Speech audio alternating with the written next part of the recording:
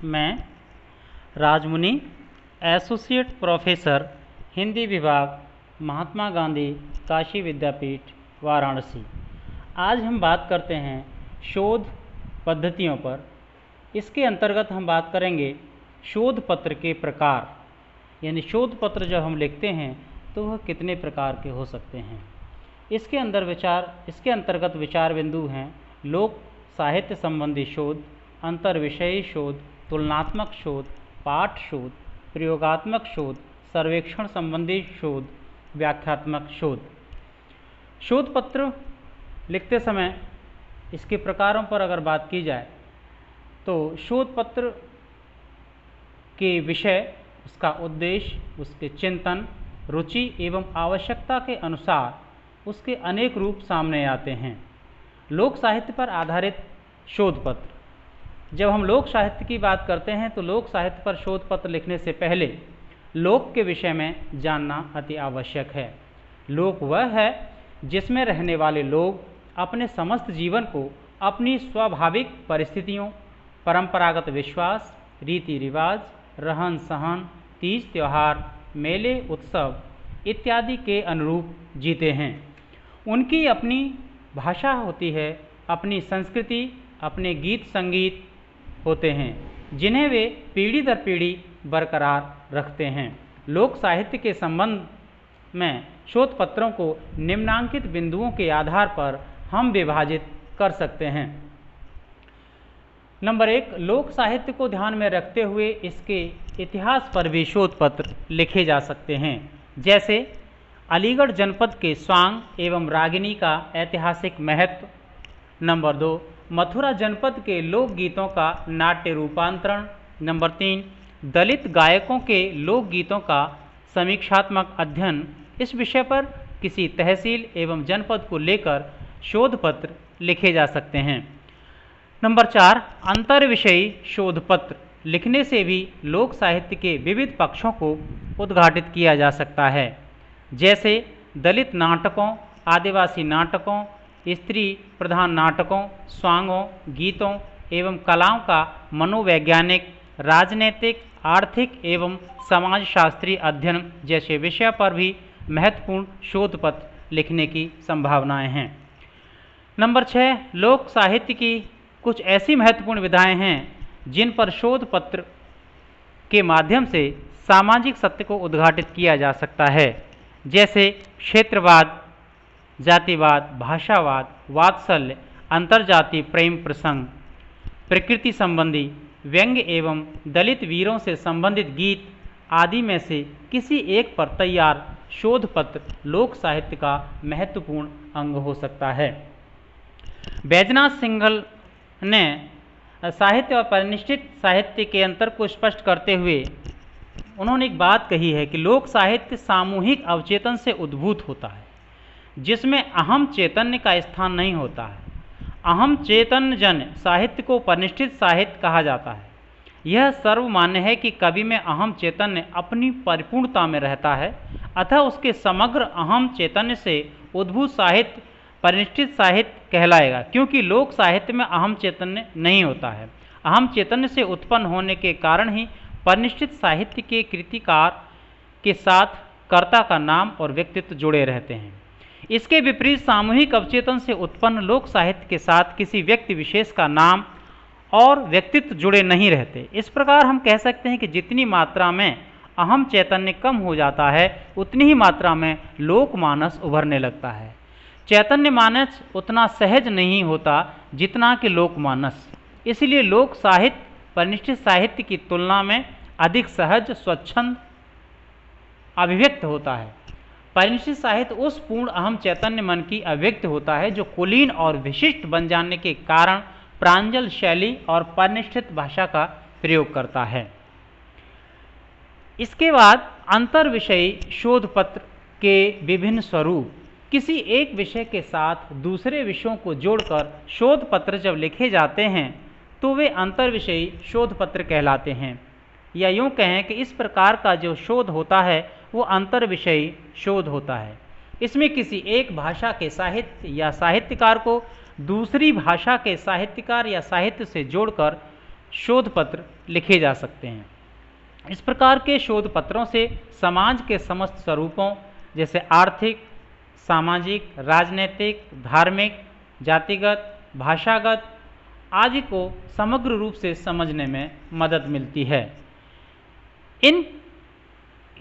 इतने प्रकार के शोध पत्रों के यदि उदाहरण स्वरूप देखा जाए तो हम इस प्रकार भी इनका विषय चयन कर सकते हैं। जूटन का समाजशास्त्री अध्ययन, सुशीला टागोरे के कथा साहित्य का मनोवैज्ञानिक अध्ययन, वीरांगना झलकारी बाई उपन्यास का ऐतिहासिक अध्ययन, अपने अपने पिंजरे का सौंदर्य शास्त्रीय अध्ययन, तुम्हें बदलना ही होगा उपन्यास का समाजशास्त्रीय अध्ययन।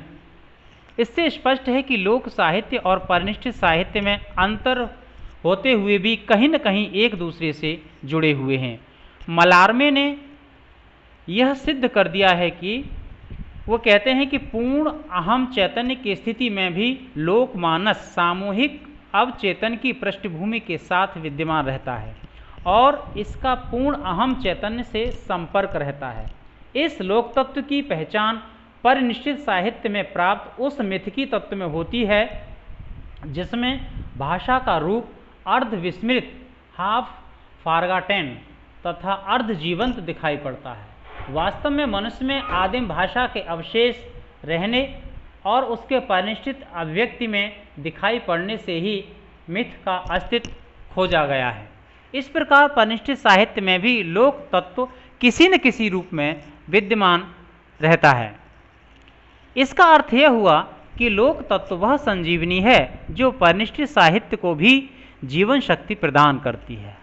धन्ना, पीपा, संत गाडगे, रविदास, कबीर, नानक, दादू आदि का साहित्य लोक तत्व के कारण ही जिंदा है, या यूं कहें कि लोक तत्व ही संत साहित्य एवं वर्तमान साहित्य को सार्वकालिक एवं सार्वभौमिक बनाने का कार्य करता है।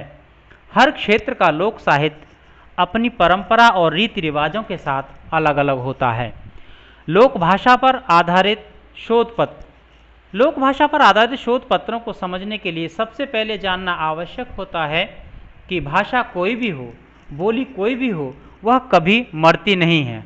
भाषा का संबंध मानव जीवन के जन्म से लेकर अंत तक रहता है। वे भाषाएं उपेक्षित हो जाती हैं जिनमें शोध कार्य कम होते हैं या होते ही नहीं, या जिनको राजनीतिक हस्तक्षेप के चलते मुख्य धारा में शामिल नहीं किया जाता है। भाषा का स्वरूप परिवर्तित होता रहता है, अतः उन लोक भाषाओं पर शोध पत्र लिखे जा सकते हैं जिनको आज उपेक्षा की दृष्टि से देखा जा सकता है, जैसे आदिवासियों की भाषा, दलितों की भाषा, आदिम समुदायों की भाषा, थर्ड जेंडर की भाषा या अन्य विमर्शों की भाषा जो अपनी भाषा के साथ जीते एवं मरते हैं। क्षेत्रीय गीतों एवं भाषा पर आधारित शोध पत्र। इस प्रकार के शोध पत्र किसी क्षेत्र विशेष या भाषा विशेष पर केंद्रित रहते हैं। इन गीतों का अध्ययन एवं शोध कार्य बिना क्षेत्र विशेष में जाए प्रामाणिक एवं उपयोगी सिद्ध नहीं होता है। अब हम बात करते हैं तुलनात्मक शोध पत्र की। इस प्रकार के शोध पत्रों के माध्यम से दो या दो से अधिक साहित्यकारों, विषयों, भाषाओं का अध्ययन किया जाता है। यह सच है कि संसार में प्रत्येक व्यक्ति के विचार एवं जीवन में विभिन्नता होती है। जहाँ दो भाषाओं के साहित्यकारों में समानता होती है, वहीं बहुत कुछ भिन्नता भी पाई जाती है। यह विभिन्नता ही इस बात को सिद्ध करती है कि किस प्रकार सभी प्रकार के विभेदों को मिटाकर समतामूलक समाज का निर्माण हो सकता है। यही शोध समाज के उस स्वरूप को दर्शाता है जिसमें समाज का अतीत कैसा था, वर्तमान कैसा है और भविष्य कैसा होगा। इतना ही नहीं, एक देश के साहित्यकार और दूसरे देश के साहित्यकार के साहित्य पर शोध करने से पहले प्रत्येक देश की समस्त समस्याओं एवं उन देशों की विकास प्रक्रिया का बोध होना अति अनिवार्य है। वहाँ की क्षेत्रीय भाषाओं को जानना भी बहुत ज़रूरी है। यह निश्चित रूप से स्वीकार किया जा सकता है कि तुलनात्मक शोध एवं शोध पत्रों की वर्तमान समय में बहुत अधिक प्रासंगिकता है। पाठ शोध से संबंधित शोध पत्र इस प्रकार के शोध पत्र में पाठ का शोधन किया जाता है, अर्थात इस प्रकार के शोध पत्रों के द्वारा यह पता लगाया जाता है कि किसी रचनाकार की रचना का वास्तविक स्वरूप क्या था, या यूँ कहें कि रचना की असलियत का पता लगाना और भाषा के दोषों को भी दूर किया जाता है, साथ ही अनावश्यक अंशों को निकाल दिया जाता है। इस प्रकार की रचनाओं में दोषों के आगमन के कई कारण होते हैं, जैसे मुद्रण की व्यवस्था न होना, प्राचीन रचनाएं पत्रों, कपड़ों, पत्थरों या मिट्टी पर लिखी जाती थीं या कहीं आधी अधूरी प्राप्त होती हैं, या अनपढ़ या कम पढ़े रचनाकारों की रचनाएं उनके अनुयायियों द्वारा लिखी जाती थीं, जिससे वह आधी अधूरी कुछ अंश छूट जाते थे। सुनकर लिखने में भी पाठभेद होना लाजमी है। साहित्य एवं इतिहास से संबंधित शोध पत्र। साहित्य और इतिहास से संबंधित शोध पत्रों पर भी अगर काम किया जाए तो वास्तव में वह काम भी बहुत महत्वपूर्ण होगा। जो स्थान वास्तविक स्वतंत्रता सेनानियों को मिलना चाहिए वह नहीं मिला। इससे अनुमान लगाया जा सकता है कि साहित्य और इतिहास जैसे विषय पर शोध पत्र कितने महत्वपूर्ण हो सकते हैं। वैज्ञानिक अध्ययन से संबंधित विचारकों ने शोध के 4 स्तर स्वीकार किए हैं। पहला स्तर है उद्देश्यहीन निरीक्षण, अर्थात मनुष्य अपने दैनिक जीवन में अनेक घटनाओं, दृश्यों या निरुद्देश्य निरीक्षण करता रहता है।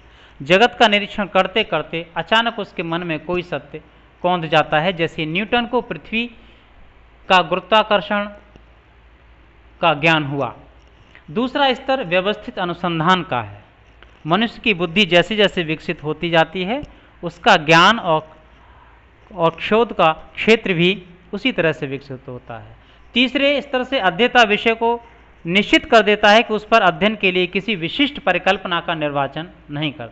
चौथे स्तर में मनुष्य अथवा अध्येता का अध्ययन काम चलाऊ परिकल्पना या नई परिकल्पना के साथ प्रारंभ नहीं होता, बल्कि इसमें पूर्व निर्धारित नियम या सिद्धांतों की परीक्षा मात्र की जाती है। इसमें नए नए प्रयोग किए जाते हैं। अब अगर देखा जाए कि शोध के प्रकार कितने हो सकते हैं, तो वे इस तरह से हैं। सामान्य रूप से हमें शोध के मुख्य रूप से 2 प्रकार दिखाई देते हैं। उद्देश्य की दृष्टि से 2 प्रकार मिलते हैं। प्रथम प्रकार के अनुसार केवल वैज्ञानिक दृष्टि से अनुमानित परिकल्पना के आधार पर तथ्य या सिद्धांत का शोध करना, इसे शुद्ध प्रकार का शोध कहते हैं। दृष्टांत के रूप में शंकराचार्य द्वारा ब्रह्म एवं जीव को अभिन्न सिद्ध करने के अनुसंधान को हम शुद्ध शोध के अंतर्गत रख सकते हैं। दूसरा प्रकार वह है जिसका उद्देश्य शुद्ध शोध के परिणाम को व्यावहारिक बनाने की दिशा में प्रयत्न करना होता है, जैसे रामानुज का दर्शन आदि। इसे व्यावहारिक कार्यशील शोध की संज्ञा दी जाती है। व्यावहारिक या कार्यशील। आइंस्टीन के शुद्ध शोध को आधार बनाकर परमाणु बनाने का जो शोध कार्य किया है, यह इस श्रेणी में आता है। वास्तव में यदि देखा जाए तो अनुसंधान का क्षेत्र इतना विस्तृत है कि उसमें कोई एक परिभाषा देना संभव नहीं है। शोध और शोध पत्रों को अगर उनका विभाजन करेंगे तो इस प्रकार से हो सकता है। प्रथम, विषय के अनुसार शोध पत्र। 2, कार्यप्रणाली के आधार पर शोध पत्र। प्रयोगात्मक शोध पत्र, सर्वेक्षणात्मक शोध पत्र, दस्तावेजी शोध पत्र, मननात्मक शोध पत्र इत्यादि। एसन गणेशन ने इन्हीं प्रकारों का उल्लेख अपनी अनुसंधान प्रविधि में किया है। वे कहते हैं कि विषय के अनुसार शोध पत्र मुख्य रूप से 2 प्रकार के हो सकते हैं। नंबर 1, मानविकी एवं वैज्ञानिक विषय से संबंधित शोध पत्र। प्रयोग के आधार पर शोध पत्र, सैद्धांतिक शोध पत्र, प्रायोगिक शोध पत्र, सर्वेक्षण से संबंधित शोध पत्र, निरूपणात्मक शोध पत्र, व्याख्यात्मक शोध पत्र, मूल्यांकन परक शोध पत्र, लक्ष्य के अनुसार शोध पत्र। अनेक प्रकार के अनुसंधानों को उनके लक्ष्यों के आधार पर 4 भागों में आप बांट सकते हैं। सकारात्मक, स्तर निर्णयात्मक, सत्यात्मक और सकारात्मक। अब निर्णयात्मक, यदि अनुसंधान का अंतिम लक्ष्य इस तरह केवल तथ्यों त्यों और सिद्धांतों का ज्ञान मात्र न होकर उनके प्रायोगिक उपयोग के द्वारा वस्तु क्षेत्र में निर्माण करना हो तो उसे निर्माणात्मक अनुसंधान माना जाएगा। कुल मिलाकर अगर देखा जाए तो निष्कर्षतः हम यह कह सकते हैं कि व्यक्ति एवं समाज की आवश्यकता अनुसार मानविकी विषय हो या वैज्ञानिक विषय हो, उसमें शोध पत्रों को अनेक श्रेणियों में बांटकर यदि अनुसंधान किया जाए तो निश्चित रूप से वह समाज के विकास में महत्वपूर्ण भूमिका निभा सकता है। समाज के बहुत से ऐसे पक्ष हैं जहां अनुसंधान की अपार संभावना बनी रहती है। मैंने जो इस वक्तव्य के लिए जो शोध सामग्री ली है और जिन सहायक ग्रंथों का सहयोग लिया है वे इस प्रकार हैं। अनुसंधान प्रविधि एस.एन. गणेशन, लोक भारती प्रकाशन, M.G. मार्ग, इलाहाबाद। दूसरा, शोध स्वरूप एवं मानक व्यावहारिक कार्यविधि, बैजनाथ सिंघल, वाणी प्रकाशन, दरियागंज, नई दिल्ली। दर्शन शास्त्र की शोध प्रविधियाँ, डॉक्टर पीताम्बर दास, शेखर प्रकाशन, चक जीरो रोड, इलाहाबाद। शोध प्रविधि doctor Vinay Mohan Sharma, national publishing house, प्रकाशन, दिल्ली। धन्यवाद।